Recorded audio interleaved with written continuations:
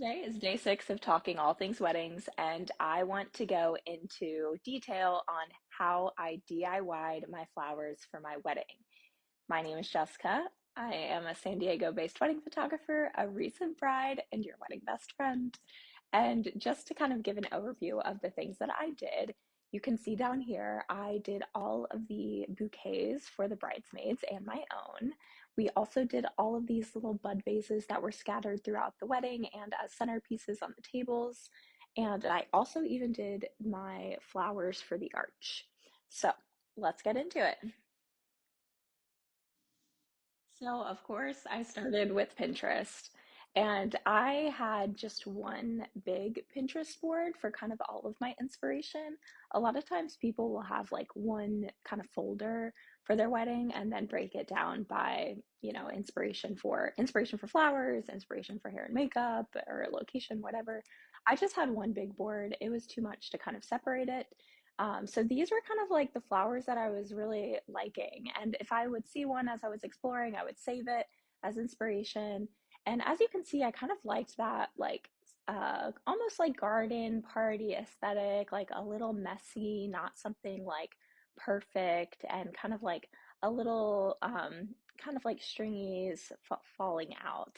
I also really liked the baby's breath. I originally thought that I was just going to do baby's breath for all of the bridesmaids to kind of save cost, but I ended up having extra that I purchased. So it worked out that I threw those into all of the other flower arrangements.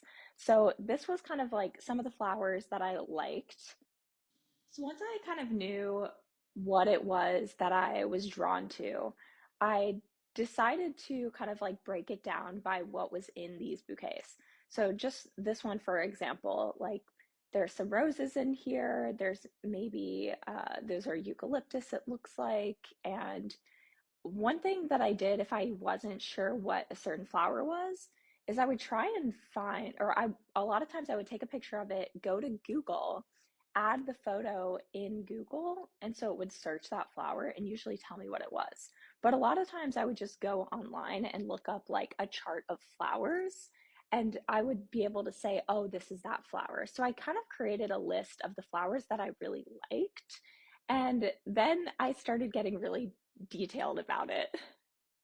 So I had a big mood board for the whole wedding on Canva, and there was a couple pages dedicated to the flowers. And I had the mood board so that I could ensure that the flowers I was picking would match with all of the other selections I made with the location and the dress and the colors and the bridesmaids' dresses. So I had one big mood board for everything just to make sure it all went together. And so these two pages were my flower pages, and this was kind of like my plan. Again, you can kind of see that I was originally just going to do the baby's breath for the bridesmaids. And this was my inspiration for my bouquet. And these were the selections that I ended up getting.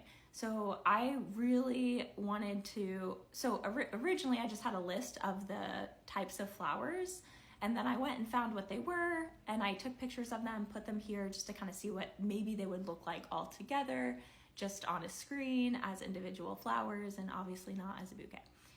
So this is kind of the next step. I also knew that I wanted like the like ribbon wrapped around the bouquets. So I also found these. Again, this was my color scheme for the wedding. So I had it right here as I was selecting these flowers to make sure that they all went together. And the next step was finding a vendor or a place where I could get all of these flowers. And that did present some problems. I had to swap certain things out. But I ended up going with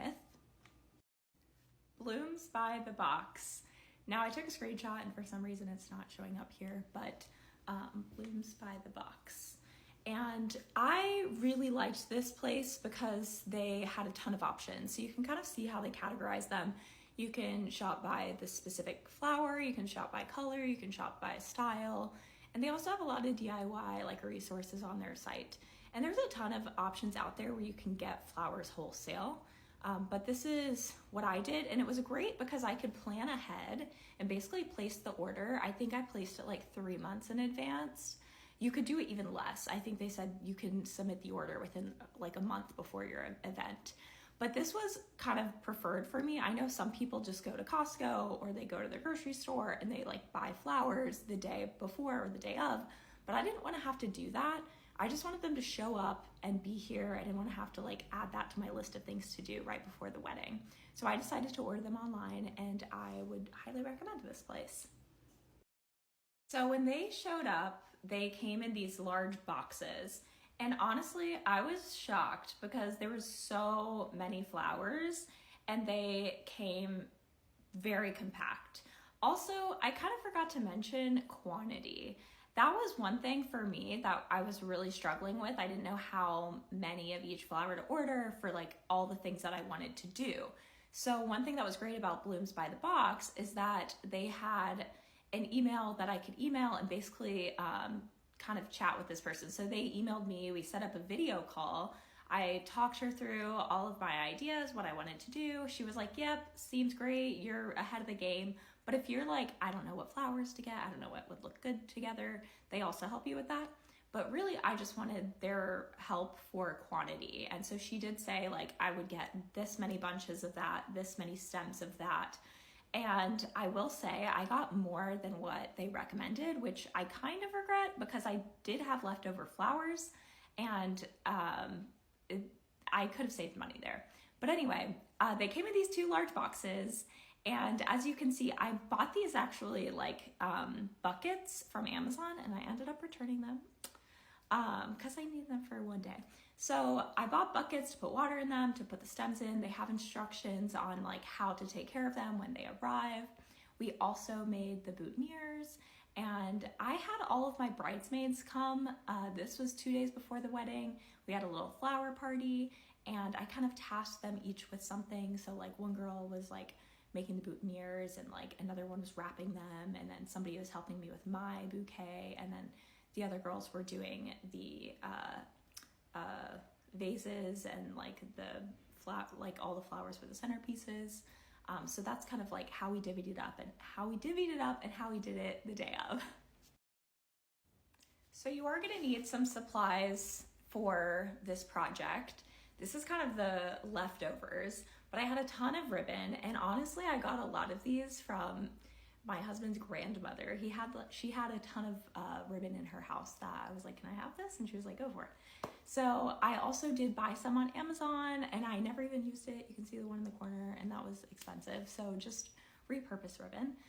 Also, I had to get some shears and some green flower tape, and I got these to like rip this, what are they called?